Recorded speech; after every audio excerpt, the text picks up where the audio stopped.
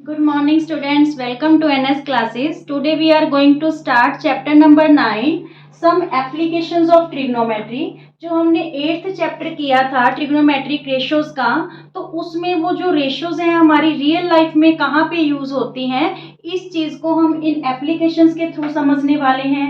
किसी भी ऑब्जेक्ट की एक ऑब्जर्वर से क्या डिस्टेंस है, या ऑब्जर्वर उस जो ऑब्जेक्ट को देख रहा है किस एंगल पे देख रहा है, ये सब हमें कौन बताने वाला है, ट्रिग्नोमेट्री रेशियोज बताने वाली है। ठीक है, जो ये ट्रिग्नोमेट्री रेशियोज हैं इनकी इन्वेंशन क्यों की गई थी, एस्ट्रोनॉमर्स को इनकी जरूरत पड़ी ये पता लगाने के लिए कि प्लैनेट की अर्थ से कितनी दूरी है या फिर स्टार्स की अर्थ से कितनी दूरी है, और इसका यूज ज्योग्राफी और नेविगेशन में भी किया जाता है, मैप्स बनाने के लिए, या फिर किसी आइलैंड की क्या लोकेशन है या क्या पोजीशन है लॉन्गिट्यूड और लैटिट्यूड के रिलेशन में, इन सब चीजों के लिए हम क्या यूज करते हैं, ट्रिग्नोमेट्री रेशियोज। 8th चैप्टर में जो आपने 6 रेशियोज की थी students, sine theta, cos theta, tan theta, secant theta, cosecant theta and cot theta, वो इस चैप्टर में भी यूज होने वाली हैं आपकी। और जो टेबल करवाया था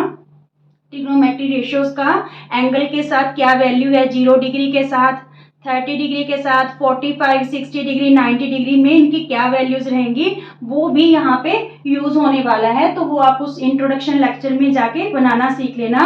ज्यादातर यहाँ पे tan की वैल्यू यूज होने वाली है या साइन और कोस की। क्लियर। अब हम ये जो एप्लीकेशन है ट्रिग्नोमेट्रीज की, इसमें आपको 3 मेन चीजों का पता होना चाहिए कि लाइन ऑफ साइट क्या है, एंगल ऑफ एलिवेशन क्या है एंड एंगल ऑफ डिप्रेशन क्या है। ठीक है, सबसे पहले देखिए, मान लीजिए यहाँ पे ए पॉइंट पे एक ऑब्जर्वर खड़ा है। ठीक है, ए पॉइंट पे एक ऑब्जर्वर खड़ा है और वो सी पॉइंट पे जो काइट फ्लाई कर रहा है उसकी तरफ देख रहा है। ठीक है, उसकी तरफ देख रहा है, तो ये जो ऑब्जर्वर और जो काइट है इसके बीच की जो लाइन होगी, जो ये लाइन बनेगी, this one is called line of site. इसको क्या बोला जाएगा, लाइन ऑफ साइट। ठीक है, ये लाइन ऑफ साइट होगी। देखिए, if an observer is viewing an object, the straight line joining the eye of the observer and that object is called line of sight। ये क्या कहलाएगी, आपकी लाइन ऑफ साइट कहलाएगी। ठीक है, अब देखिए, ऑब्जर्वर अगर और उस ऑब्जेक्ट के बीच की हम डिस्टेंस देखेंगे तो वो क्या होगी, हमारी हॉरिजॉन्टल लाइन। वो क्या होगी, हॉरिजॉन्टल लाइन। यहां तक क्लियर। अब देखिए, जो लाइन ऑफ साइट है और हॉरिजॉन्टल लाइन है एक एंगल बनाएगी, इस एंगल को हम क्या बोलेंगे, angle of elevation. Angle of elevation, the angle made by line of sight and horizontal line is called angle of elevation। ठीक है, मींस जब भी कोई ऑब्जर्वर ऊपर की तरफ देखता है, ठीक है, अपना हेड रेज करके किसी ऑब्जेक्ट को ऊपर की तरफ देखता है, तो जो एंगल बनेगा वो क्या होगा, एंगल ऑफ एलिवेशन। मीन वो हॉरिजॉन्टल लाइन से क्या बनेगा, अबव बनेगा। ठीक है, देखिए, angle of elevation, angle between line of site and horizontal line के बीच में जो एंगल बना।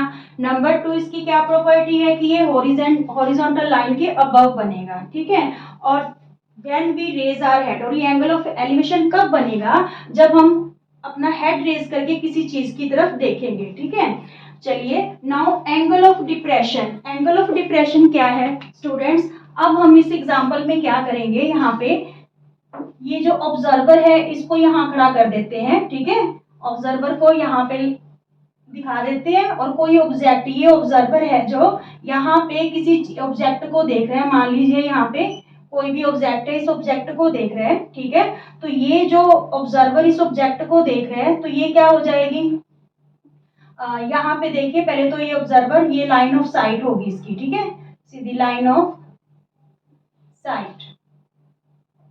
ठीक है, और ये ऑब्जेक्ट और ऑब्जर्वर के बीच की जो दूरी होगी, ठीक है, तो ये यहाँ पे जो एंगल बनेगा, ये वाला जो एंगल बनेगा, ये सॉरी लाइन ऑफ साइट नहीं है, ये हॉरिजॉन्टल लाइन है।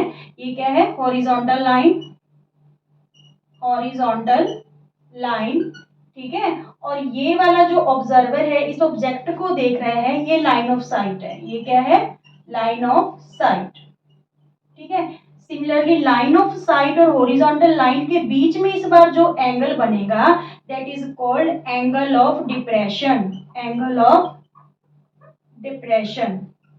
ठीक है, ये एंगल मान लीजिए आपका 30 डिग्री का बन गया, ठीक है, या 40 डिग्री का, 50 डिग्री का, कुछ भी ले सकते हो। ये एंगल अगर आपका 30 डिग्री का बन गया तो यहाँ पे ऑब्जेक्ट और ये वाली लाइन भी आपकी क्या होगी, हॉरिजॉन्टल लाइन। ठीक है, हॉरिजॉन्टल लाइन, तो ये वाला एंगल भी आपका 30 डिग्री का ही बनेगा क्योंकि ये लाइन और ये लाइन बोथ आर पैरेलल और ये ट्रांसवर्सल लाइन होगी। ठीक है, तो ये अल्टरनेट इंटीरियर एंगल्स हो गए, इसलिए दोनों एंगल क्या होंगे, सेम होंगे। ठीक है, दोनों एंगल क्या होंगे, सेम होंगे, तो ये क्या होगा, angle of depression. Clear, means जब भी कोई ऑब्जर्वर ऊंचाई से किसी नीचे चीज को देखेगा, मींस हॉरिजॉन्टल लाइन के नीचे, ठीक है, बिलो द हॉरिजॉन्टल लाइन, वो एलिवेशन तो अबव द हॉरिजॉन्टल लाइन था और जो एंगल ऑफ डिप्रेशन है वो बिलो द हॉरिजॉन्टल लाइन। जब भी हम किसी ऑब्जेक्ट को हेड को नीचे करके देखते हैं तो वहां पे जो एंगल फॉर्म होगा बिटवीन हॉरिजॉन्टल लाइन और लाइन ऑफ साइट के बीच में